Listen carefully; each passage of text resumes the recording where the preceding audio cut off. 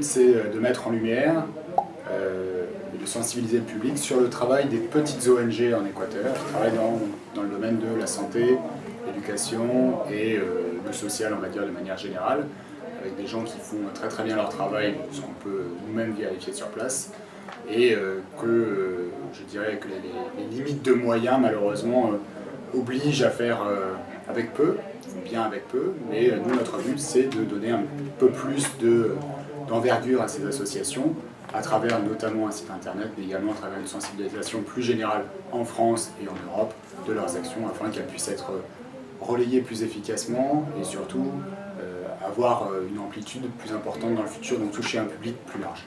Une option de plus travaille beaucoup sur la mise en réseau, les partenariats, vraiment essayer d'échanger au maximum sur les pratiques, sur les connaissances, sur les compétences de chacun. On se dirige de plus en plus vers ça et je pense que c'est intéressant de vraiment valoriser l'associatif comme une forme de partage et pas que les associations soient vraiment en concurrence dans leurs actions. C'est vrai que c'est la première fois qu'on participe à la Semaine de la Solidarité Internationale, d'abord parce qu'on a eu beaucoup d'actions qui étaient concentrées principalement en Équateur. Donc en France, on faisait un petit peu moins de choses et ces 2 dernières années, on a pris un peu plus d'amplitude sur ce qu'on faisait sur Paris.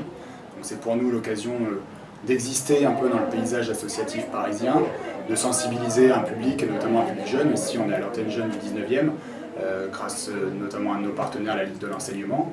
L'idée, c'est de pouvoir exposer aussi à ces personnes qui n'ont pas nécessairement connaissance d'un petit pays comme l'Équateur, ce que c'est, l'Amérique du Sud, et de voir aussi que les projets qu'ils pourraient porter eux-mêmes en France sont portés par d'autres personnes de la même manière dans d'autres pays. On peut penser que c'est plus difficile parce que les conditions sont a priori plus difficiles, mais on voit que les gens arrivent tout de même à porter leurs projets, à les mener quelque part, à toucher positivement un public cible, et ça nous permet de donner donc une belle image de ce qui se passe à l'étranger, aussi aux gens qui ont envie de porter ces projets en France, voire peut-être s'investir dans les projets qui existent à l'étranger. On a voulu faire plusieurs types d'activités pour que justement chaque public puisse trouver un peu sa place et puisse découvrir la solidarité internationale depuis un angle différent. Donc on a fait une exposition photo et une exposition de dessins d'enfants. Les dessins d'enfants, ils ont été faits donc par des enfants qui sont bénéficiaires des associations en Équateur. Et donc on les a sollicités pour chaque association puisse organiser des petits ateliers pour que les enfants fassent des dessins sur leur vie quotidienne, sur comment ils perçoivent eux dans leur environnement équatorien ou plus largement international. Donc ils nous ont envoyé leurs dessins par internet et donc aujourd'hui on les diffuse aussi à l'antenne jeune.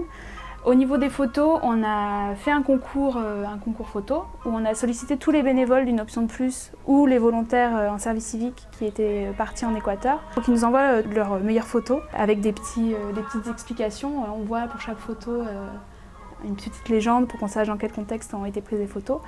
Et l'idée c'était de les mettre sur Facebook pour que tout le monde puisse voter en likant et donc les photos les plus sollicitées ont été les gagnants. Cet atelier d'écriture, il était exclusivement improvisé, donc bâti sur le jeu et le jet de mots posés sur le papier à la volée. Le thème, c'est une proposition autour de la solidarité internationale et des valeurs qui s'y rattachent ou des mots-clés qui s'y associent.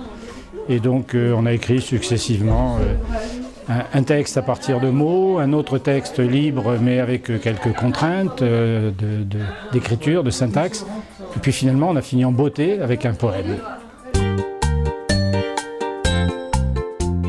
Je dirais que la solidarité, c'est un petit peu comme la beauté d'un bouquet de fleurs.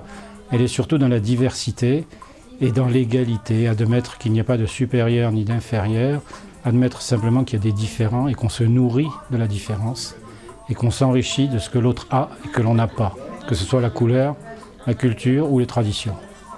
Voy que vengo y vengo que voy, vengo del ardiente sol y voy a un hermoso girasol.